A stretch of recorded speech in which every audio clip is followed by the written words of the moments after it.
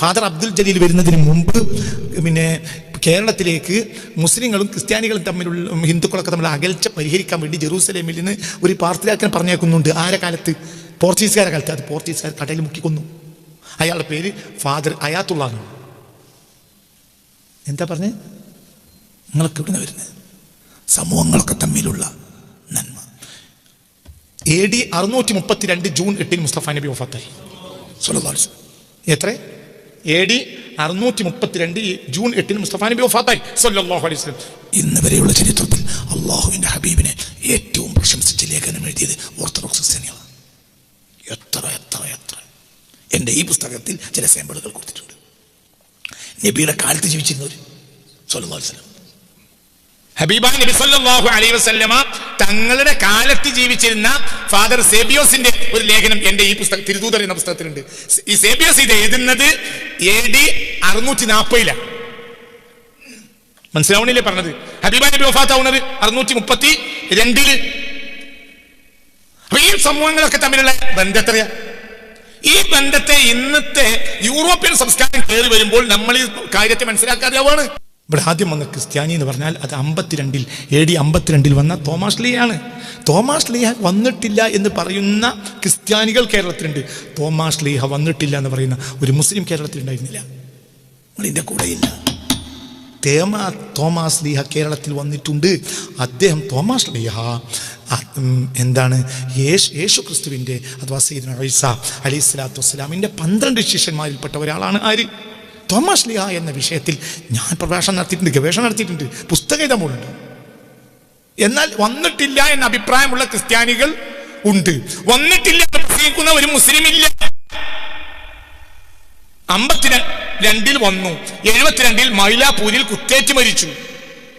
മൈലാപ്പൂരിൽ അടക്കം ചെയ്തു. പിന്നീട് ഇറാഖിലേക്ക് കൊണ്ടുപോയി, പിന്നീട് റോമിലേക്ക് കൊണ്ടുപോയി. ഇപ്പോൾ റോമിലാണ് ജഡം. ആരുടെ? തോമാസ് ലീഹയുടെ. എന്തുകൊണ്ട്? പരസ്പരം അറിഞ്ഞ് സഹകരിച്ച്. നമ്മൾ ചിന്തിക്കുക, ഇതൊക്കെ ചിന്തിക്കണം. എന്താ പറയാ 1552 പോർച്ചുഗീസുകാർ വന്ന് ഒരു നൂറ്റാണ്ടുകാലം ഭരണം നടത്തിയിട്ടുണ്ട്. പോർച്ചുഗീസുകാർ ഇവിടുത്തെ എല്ലാം നശിപ്പിച്ചു. പിന്നെ പോർച്ചുഗീസുകാർ വരുത്തിയ പരിക്കിന് പരിഹാരമാക്കി പറഞ്ഞേക്കുന്നത് ഫാദർ അബ്ദുൽ ജലീലിനെയാണ്. എവിടുന്നാ പറഞ്ഞേക്കുന്നത്? ജെറൂസലേമിൽ നിന്ന്. ഫാദർ അബ്ദുൽ ജലീൽ അവിടെ കിടക്കുന്നുണ്ട്, മട്ടാഞ്ചേരിക്കടുത്ത്. അദ്ദേഹത്തെ പ്രശംസിച്ചുകൊണ്ട് ഞാൻ പ്രസംഗിച്ചിട്ടുണ്ട്. തിരിഞ്ഞില്ല, മനസ്സിലായില്ല. അദ്ദേഹം മനസ്സിലായില്ല. ഫാദർ അബ്ദുൽ ജലീൽ ക്രിസ്ത്യാനിയാണ്. അച്ഛനും ഒക്കെ ക്രിസ്ത്യാനികളാണ്. ഫാദർ അബ്ദുൽ ജലീൽ ക്രിസ്ത്യ നേതാവാണ്, വലിയ പുരോഹിതനാണ്. അദ്ദേഹത്തെ ഫാദർ അബ്ദുൽ ജലീൽ ഇപ്പോഴത്തെ സിറിയാക് ഓർത്തഡോക്സ് സഭയുടെ ഏറ്റവും വലിയ പാർട്ടിയാക്കിൻ്റെ പേര് അബ്ദുൽ കരീം എന്നാണ്. എന്താ പറഞ്ഞു? എന്തോ പറഞ്ഞോയോ? എന്താ പറഞ്ഞേ? സിറിയാക് ഓർത്തഡോക്സ് സഭയാണ് ഇന്ന് ലോകത്തെ ഏറ്റവും പൗരാണിക പാരമ്പര്യമുള്ള ക്രിസ്തീയ സഭ. ഏതാ? സിറിയാക് ഓർത്തഡോക്സാണ്. സിറിയാക് ഓർത്തഡോക്സ്, അർമേനിയൻ ഓർത്തഡോക്സ്, മനസ്സിലായില്ലേ, കോപ്റ്റിക് ഓർത്തഡോക്സ്, ഇവരൊക്കെയാണ് ലാറ്റിൻ സഭയേക്കാൾ പാരമ്പര്യമുള്ളത്. ലാറ്റിൻ സഭ വരുന്നത് വീണ്ടും നൂറ്റാണ്ടുകൾ കഴിഞ്ഞിട്ടാണ്. യേശുദേവന് നൂറ്റാണ്ടുകൾ കഴിഞ്ഞിട്ടാണ് ലാറ്റിൻ സഭ വരുന്നത്. എന്നാൽ അടിസ്ഥാന സഭകൾ എന്നാൽ സിറിയാക് ഓർത്തഡോക്സാണ്. സിറിയാക് ഓർത്തഡോക്സിൻ്റെ ഏറ്റവും വലിയ ബിഷപ്പിൻ്റെ പാർട്ടിയാക്കിയുടെ പേര് ഇപ്പോഴും എപ്പോഴത്തെ ആളെ പേര്? അബ്ദുൽ കരീം. കഴിഞ്ഞ 2 മാസം മുമ്പ് കേരളത്തിൽ വന്നിരുന്നു, ഇടയ്ക്കിടെ വരാറുണ്ട്. മനസ്സിലാണ്ട് പറഞ്ഞ സമൂഹങ്ങൾക്കുള്ള ഇടയിലുള്ള ബന്ധങ്ങൾ. അതിനു മുമ്പ് ഒരു പാത്രിയാർക്ക് വന്നിട്ടുണ്ട്. അതായത് ഫാദർ അബ്ദുൽ ജലീൽ വരുന്നതിന് മുമ്പ് കേരളത്തിലേക്ക് മുസ്ലിങ്ങളും ക്രിസ്ത്യാനികളും തമ്മിലുള്ള ഹിന്ദുക്കളൊക്കെ തമ്മിലുള്ള അകൽച്ച പരിഹരിക്കാൻ വേണ്ടി ജെറൂസലേമിൽ നിന്ന് ഒരു പാർട്ടിയാക്കിനെ പറഞ്ഞേക്കുന്നുണ്ട്. ആരെ കാലത്ത്? പോർച്ചുഗീസുകാരുടെ കാലത്ത്. അത് പോർച്ചുഗീസുകാർ കടയിൽ മുക്കിക്കൊന്നു. അയാളുടെ പേര് ഫാദർ അയാത്തുള്ള എന്നാണ്. എന്താ പറഞ്ഞേ? നിങ്ങളൊക്കെ ഇവിടുന്ന് വരുന്നത് സമൂഹങ്ങളൊക്കെ തമ്മിലുള്ള നന്മ. AD 632 ജൂൺ 8 മുസ്തഫ നബി വഫാത്തായി സല്ലല്ലാഹു അലൈഹി വസല്ലം. എത്ര? AD 632 ജൂൺ 8 മുസ്തഫ നബി വഫാത്തായി സല്ലല്ലാഹു അലൈഹി വസല്ലം. ഇന്ന് വരെയുള്ള ചരിത്രത്തിൽ അള്ളാഹുവിൻ്റെ ഹബീബിനെ ഏറ്റവും പ്രശംസിച്ച് ലേഖനം എഴുതിയത് ഓർത്തഡോക്സ് ക്രിസ്ത്യാനികളാണ്. എത്ര എൻ്റെ ഈ പുസ്തകത്തിൽ ചില സാമ്പിളുകൾ കൊടുത്തിട്ടുണ്ട്. നബിയുടെ കാലത്ത് ജീവിച്ചിരുന്നവർ സല്ലല്ലാഹു അലൈഹി വസല്ലം, ഹബീബായ നബി സല്ലല്ലാഹു അലൈഹി വസല്ലമ തങ്ങളുടെ കാലത്ത് ജീവിച്ചിരുന്ന ഫാദർ സേബിയോസിന്റെ ഒരു ലേഖനം എൻ്റെ ഈ പുസ്തകം തിരുദൂതർ എന്ന പുസ്തകത്തിലുണ്ട്. ഈ സേബിയോസ് ഇത് എഴുതുന്നത് AD 640. മനസ്സിലാവണില്ലേ പറഞ്ഞത്? ഹബീബായ നബി വഫാത്താവുന്നത് 632. അപ്പൊ ഈ സമൂഹങ്ങളൊക്കെ തമ്മിലുള്ള ബന്ധത്തെറിയ, ഈ ബന്ധത്തെ ഇന്നത്തെ യൂറോപ്യൻ സംസ്കാരം കയറി വരുമ്പോൾ നമ്മൾ ഈ കാര്യത്തെ മനസ്സിലാക്കാതെയാണ്. അപ്പോൾ ഈ ബന്ധങ്ങൾ നമ്മൾ മനസ്സിലാക്കേണ്ടതുണ്ട്. ക്രിസംഗികൾ എന്ന വാക്ക് പ്രസംഗിക്കുന്ന പ്രഭാഷകരെ പീഡിത്തേണ്ടടുത്ത് അങ്ങനെ പ്രസംഗിക്കാൻ പാടില്ല. ക്രിസ്ത്യാനികൾ എന്ന് പറയാം. സംഘപരിവാറിന്റെ സംഘികൾ എന്ന് പറയേണ്ട ആവശ്യം എന്താ? സംഘപരിവാറിന്റെ ആളുകൾ എന്ന് പറഞ്ഞ പോലെ എന്തിനാ അവർ സംഘികൾ എന്ന് പറയുന്നത്? അപ്പൊ നമുക്ക് ദേഷ്യം വരില്ലേ? നമുക്ക് ദേഷ്യം വരില്ലേ? നമുക്ക് വരുമല്ലോ. നമ്മളിപ്പോ ഒരാൾ മുസ്ലിം ലീഗുകാർ പറഞ്ഞാൽ നമുക്ക് ദേഷ്യം വരില്ല. ലീഗുകൾ പറഞ്ഞാൽ അപ്പൊ ദേഷ്യം വരില്ല. സുഖമുള്ള വാക്കല്ലല്ലോ. ഞാൻ എൻ്റെ വാപ്പാനും വലിയ പഴക്ക ലീഗ, ഇപ്പോൾ ലീഗ. ഇനിയിപ്പോ ഒരാൾ പറയാണ് ലീഗുകളിൽപ്പെട്ട പ്രഭാഷകനാണ്, നമുക്ക് ദേഷ്യം വരുമല്ലേ? കോൺഗ്രസുകളിൽപ്പെട്ട ആളാണ് പറഞ്ഞാൽ ദേഷ്യം വരുമല്ലേ? ഇതിനാ അങ്ങനെ പറയേണ്ട ആവശ്യം? ഇത് മുസ്തഫ നബിന്റെ രീതിയല്ലേ? അല്ല അല്ല അല്ല അല്ല അതെ അങ്ങനെ പറഞ്ഞ ദേഷ്യം വരില്ലേ? ദേഷ്യം വരുന്ന വാക്കല്ലേ? നമ്മൾ വാക്കല്ലല്ലോ. അള്ളാന്റെ ഹബീബ് സല്ലല്ലാഹു അലൈഹി വസല്ലം ഏതെങ്കിലും ഒരു മതവിഭാഗത്തെ കുറിച്ച് മോശമായൊരു വാക്ക് പറഞ്ഞത് നിങ്ങൾ കാണിച്ചാൽ ഇന്ന് ഈ പണി റഹ്മത്തിൽ നിർത്തും. ഇന്ന് നിർത്തും. ഇത് ഞാൻ വെറുതെ പറയില്ല, ഗവേഷണം നടത്തി പഠിച്ച് തലപ്പുണ്ണായി പറയാം. പണ്ട് എനിക്ക് അങ്ങനെ അറിയില്ല, ഇനി പറയും. ഈ ലോകത്ത് ഒരു മതവിഭാഗത്തെ അള്ളാഹുവിന്റെ ഹബീബ് ഒരു ഇരട്ടപ്പേര് വിളിച്ചത് കാണിച്ചെന്ന ഇന്നത്തെ ദിവസത്തോടെ പരിപാടി നിർത്തും. ഒരു ഇരട്ടപ്പേര്, ഏതെങ്കിലും ഒരു മതാധ്യക്ഷനെ മോശപ്പെട്ട ഒരു പേര് വിളിച്ചു, അവർക്കൊരു ഇരട്ട പേര് പള്ളിയിലെ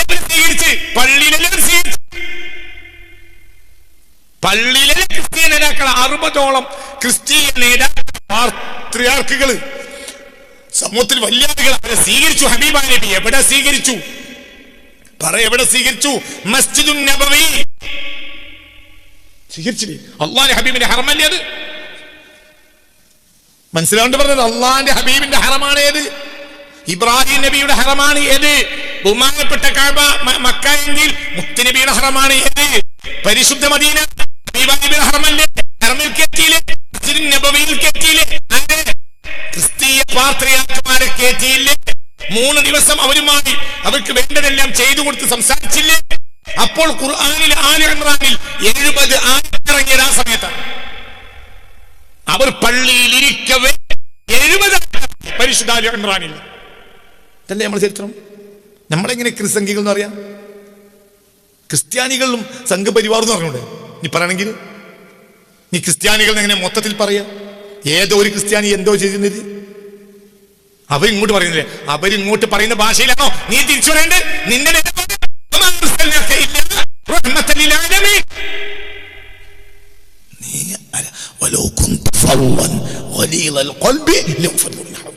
അങ്ങൊരു പരുഷ ഹൃദയം അല്ല, അങ്ങക്കൊരു പരുഷമായ ഹൃദയം ഇല്ല. ഖുർആൻ പറഞ്ഞില്ലേ ആരെ പറ്റി? മുത്തുനബിയെ പറ്റി പറയണോ? മുത്തുനബിയെ പറ്റി ഖുർആൻ എന്താ പറഞ്ഞേ? അങ്ങേക്ക് പരുഷമായ ഹൃദയമില്ല. എത്ര നല്ലൊരു മാതൃകായോഗ്യൻ! കൊല്ലാൻ വേണ്ടി വന്നവനാണ്, വെറുതെ വിട്ടപ്പോൾ പോകൂലേ? എന്താ നിങ്ങൾ ആരെയോ മനസ്സിലായില്ലേ? സുമാമ എന്നാൾ മദീന മക്ക യമാമ പർവ്വതത്തിന്റെ ഏരിയകളിൽ നിന്ന് വന്നു.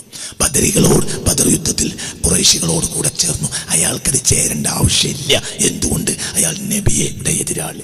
അയാൾ ബദർ യുദ്ധം അയാളുടെ പാർട്ടിയുമായിട്ടല്ല, മക്കക്കാരുമായും കൂടേണ്ട ഒരു ആവശ്യം ബദറിലോ ഉഹദിലോ വേറെ ആൾക്കില്ല.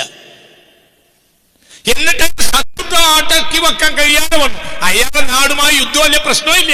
എന്നിട്ടും വന്നു. എന്തുകൊണ്ട്? ദേഷ്യം. ആരോട്? പുണ്യ റസൂലിനോട്. പിന്നീട് അറസ്റ്റ് വരിക്കപ്പെട്ടു.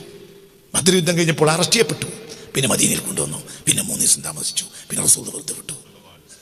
പോയില്ല അയാൾ പോയില്ല. ഞാൻ പോകില്ലായിരുന്നു.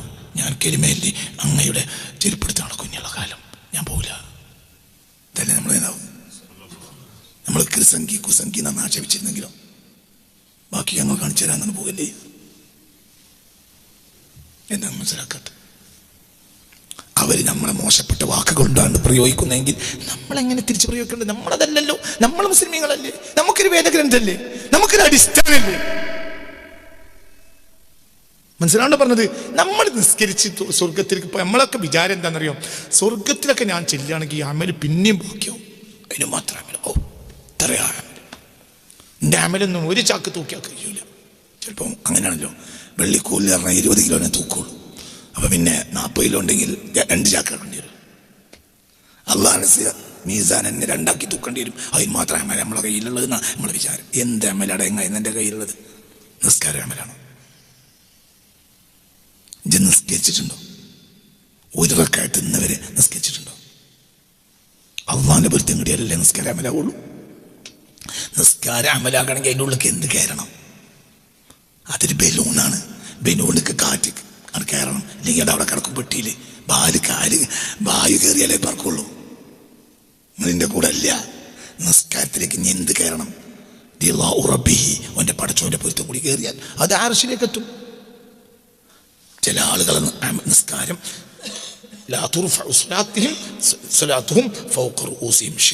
തലക്ക് മുകളിൽ അവരെ നിസ്കാരം ഒരു ചാൺ പോലും ഉയരുകയില്ല മുത്തനബി പറഞ്ഞില്ലേ? ഒരു ചാണ് അങ്ങനെ പൊങ്ങൂല. എവിടെ എത്തണം? അമൽ ചെയ്താൽ പോലല്ലോ, അത് എവിടെ എത്തണം? കല്ലാ ഇന്ന കിതാബൽ അബ്റാറി ലഫീ ഇല്ലീൻ. അള്ളാഹ് സ്വീകരിച്ചവരുടെ അമല് ഭൂമിയിൽ നിന്ന് വിട്ടാൽ എവിടെ എത്തും? ഇല്ലീനിലെത്തും. നമ്മൾ ഇന്നത്തെ സുബഹി നിസ്കാരം ഇല്ലീനിലെത്തുന്ന എന്തുറപ്പുള്ളത്? നമ്മളെ ജീവിതത്തിൽ എന്തെങ്കിലും ഒരു നിസ്കാരം ഇല്ലീനിലെത്തിയിട്ടുണ്ടെന്ന് എന്തുറപ്പുള്ളത്? അല്ല, ഉറപ്പുള്ളവർക്ക് കയ്യൊന്ന് ചൊല്ലി ഞാൻ മോനെ കൊണ്ട് നമുക്ക് തവസ്സുലാക്കി ദ്വാരക്കാം.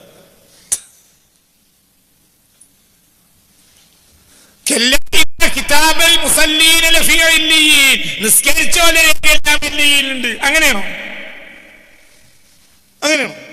നിസ്കരിച്ചവരെ ഉണ്ട്, നോമ്പോറ്റവരെ എല്ലാം എല്ലിയിലുണ്ട്. അങ്ങനെയാണോ?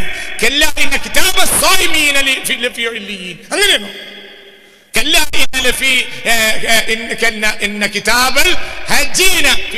അങ്ങനെയാണോ?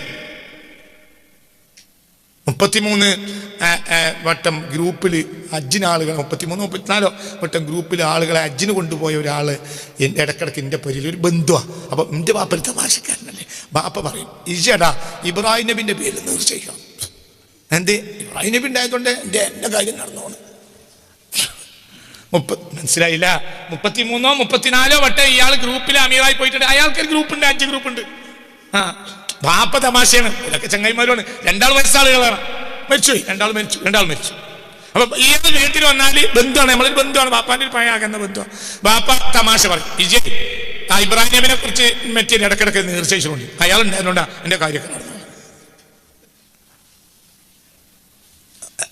ഹജ്ജിന് പോകാൻ എന്നുള്ളത് ഗ്രൂപ്പ് ഉണ്ടായി നടക്കുമല്ലോ, അതുകൊണ്ട് എല്ലിയിലെത്തും.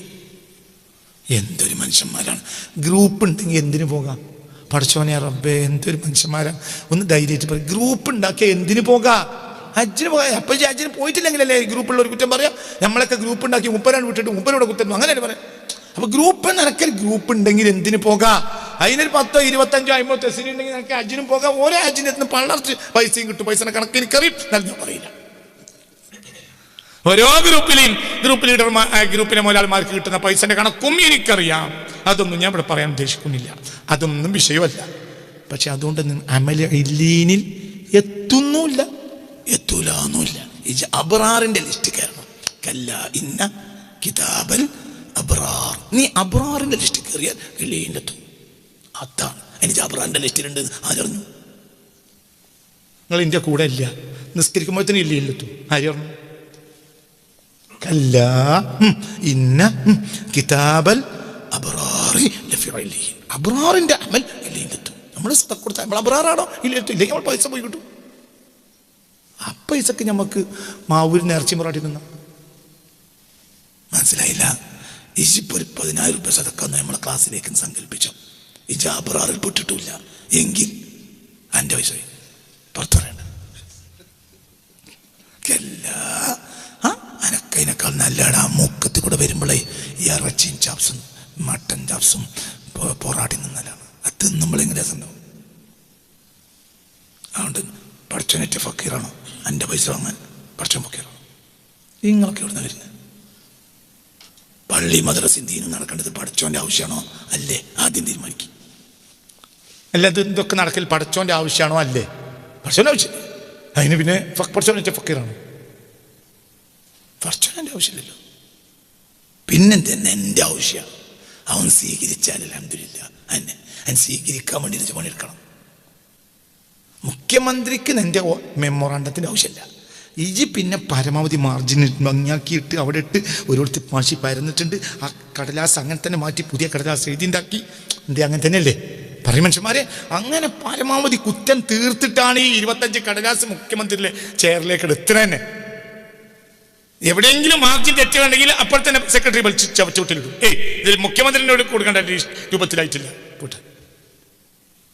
മനസ്സിലാണ്ട് പറഞ്ഞത്? അപ്പൊ നിന്റെ മെമ്മോറാണ്ടം ആർക്ക് ആവശ്യമില്ല? അള്ളാഹ്ക്ക് ആവശ്യമില്ല. അള്ളാഹു അത് സ്വീകരിക്കൽ എനിക്കും നിനക്കും ആവശ്യമാണ്. നമ്മൾ നിസ്കാരം അള്ളാഹ്ക്ക് ആവശ്യമില്ല. അള്ളാഹു അനീയാണ്. ഖുൽ ഹുവല്ലാഹു അഹദ്. അള്ളാഹു എന്താ സമദ് എന്ന വാക്കിന്റെ അർത്ഥം പറയും. അന്യാശ്രയമില്ലാത്തവെന്ന് പറയും അല്ലേ? തെറ്റാണ്. അതുകൊണ്ട് തീരൂല. അതിൻ്റെ പരിഭാഷകളൊക്കെ തെറ്റാ. എന്താ തെറ്റാൻ കാരണം? അതിന് പറയാവുന്ന ഒരു മലയാള ഭാഷയിൽ ഇല്ല.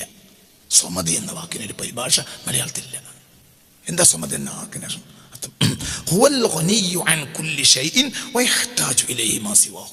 ഇതാണ് അതിൻ്റെ അർത്ഥം. അതായത്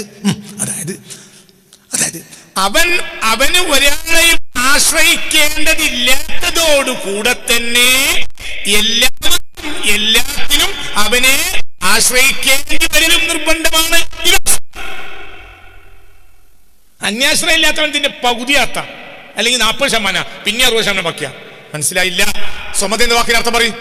സ്വമത അവന് മറ്റൊരാളിലേക്ക് ആശ്രയിക്കേണ്ടതില്ലാത്തതോടുകൂടെ എല്ലാവർക്കും എല്ലാ കാര്യവും അവനെ മാത്രം ആശ്രയിക്കേണ്ടതാണ്. അവനാണ് അല്ലാഹു. പിന്നെ എങ്ങനെ അള്ളാഹ്ക്ക് നമസ്കാരം ആവശ്യമാണ്? അള്ളാഹ്ക്ക് നമ്മൾ നിസ്കാരത്തിന് ആശ്രയിക്കേണ്ട ആവശ്യം ഇല്ല. അതേ സമയത്ത് നമ്മൾ ഇത് സ്വീകരിക്കൽ ആരുടെ ആവശ്യമാണ്? നമ്മളെ ആവശ്യമാണ്. എന്താ പറഞ്ഞേ? അതേ സമയത്ത് നമ്മൾ നിസ്കരിക്കുമ്പോൾ നമുക്ക് തോന്നാണ് നമ്മളൊക്കെ എവിടെയോ എത്തി. 20 റക്അത്ത് തറാവീഹ്, 11 റക്അത്ത് വിത്റും, അപ്പം തന്നെ 31 റമളാൻ മാസമല്ലേ ഏറ്റവും നല്ല ഇക്കൊല്ലത്തെ റമളാനൊക്കെ മുതലേക്കണവരാണ്. ഏത് വാപ്പ എനിക്ക് നമ്മ നിന്ന് ജബറല്ലേ? നിങ്ങളിൻ്റെ കൂടെ അല്ല. നമ്മൾ പെരുന്നാളിന് അയർച്ചയും ചക്കട്ടൻ ചായ ഇങ്ങനെ കുടിക്കണ നേരത്തെ അയൽവാസിനോട് പറയാണ്, അൽഹംദുലില്ലാ ഇക്കൊല്ലം ഏതായാലും റമളാൻ മാസം മോലായിട്ടുണ്ടാവും. കാരണം വലിയ മോലാളിയാ. ഓനിൽ 10-25 ലക്ഷം സക്കാത്ത് കൊടുക്കേണ്ട പൈസ തന്നെ ഉണ്ട്. ഓനെ ഇത്തിക്കാഫിന് പോയതുകൊണ്ട് ഫക്കീർമാർ 3 വട്ടം വന്ന് മടങ്ങിപ്പോയി. ഒരു വട്ടം എൻ്റെ പെണ്ണുങ്ങൾ 100 രൂപ എടുത്തു. അങ്ങനെ 10-100 ആൾ വന്നു. 100 ആൾക്ക് 100 രൂപ എടുത്ത് എത്ര രൂപ? 10,000 രൂപ. പിന്നെ എത്ര കൊടുക്കേണ്ടത്? 25 ലക്ഷം. അപ്പോൾ എന്ത് ലെവലായി? ആ 10,000 നാട്ടിൽ വലിയ കൊടുക്കുന്ന ആളുമായി. എന്താണെങ്കിലും അവിടെ ചെന്നാ വൃത്തിയാക്കൂല. മൂപ്പര് ഏത്തിക്കാഫ് തീർക്കാം. മൂപ്പര് എല്ലാവരും തിരിഞ്ഞു നോക്കൂല. എന്ത് പറയും? ഏത്തിക്കാഫില. എൻ്റെ ഊരൊക്കെ ഏത്തിക്കാഫിൻ്റെ പേര് പറഞ്ഞ മലക്കൾ ചവിട്ടും. നമുക്ക് ഏത്തിക്കാഫ് നിർബന്ധമല്ല. നിർബന്ധം എന്താ? അക്കാത്താണ്. ഇനി പെരുന്നാളിൻ്റെ അന്നൊരാൾ വന്നാൽ തന്നെ പരയിൽ തിരിച്ചു വന്നു എന്നൊരാൾ വന്നാൽ തന്നെ എന്താ പറയാ? എൻ്റെ കുഞ്ഞായ്മാരെ നോൽമൊക്കെ കഴിഞ്ഞിട്ട് വരാഞ്ഞ് നോൽമ്പിനെ 10-9 ദിവസം ഞാൻ എൻ്റെ പെണ്ണുങ്ങളെ ഏൽപ്പിച്ചു പോയിനല്ലോ. അന്നൊന്നും വരാച്ച് ഇന്ന് കയറി നിൽക്കണം. നമുക്കൊരു 10 രൂപ അള്ളാൻ്റെ നിന്ന് കൂടുതൽ കൂലിയിട്ടുള്ള മാസം അതല്ലേ? എത്ര രൂപ ഏത്തിക്കാഫുണ്ട് ലാഭം കിട്ടി? പറയടാ. 24,90,000 ഉറുപ്പ്യ ലാഭവും കിട്ടി. നാട്ടിലൊക്കെ കൊടുക്കണ ആളാണെന്നുള്ള പേരും കിട്ടി. പിന്നെ ഒരു യത്തീംഖാനയിലും 2 അരി കൊടുത്താൽ അവിടെ വരമ്പത്ത് തവള ഇരിക്കണ മാതിരി 4 മണിക്കൂർ അവിടെ തന്നെ സ്റ്റേജ് കാര്യം തരും. പിന്നെ അവനങ്ങനെ അപറാർപ്പെടും. ഞാനീ പറയണത് നമ്മളെ ഇതിച്ചാൽ കളയണം. അള്ളാഹു തല നിസ്കരിച്ചോലെ സ്വീകരിക്കാന്ന് പറഞ്ഞിട്ടില്ല. അങ്ങായി അള്ളാഹ് പറഞ്ഞ അബ്റാറിനെ സ്വീകരിക്കണം. അബ്റാർ പറഞ്ഞാൽ അള്ളാഹുവിന് ഇഷ്ടപ്പെട്ട ഗുണവാൻ. ആർക്ക് വേണ്ടി ചെയ്തു?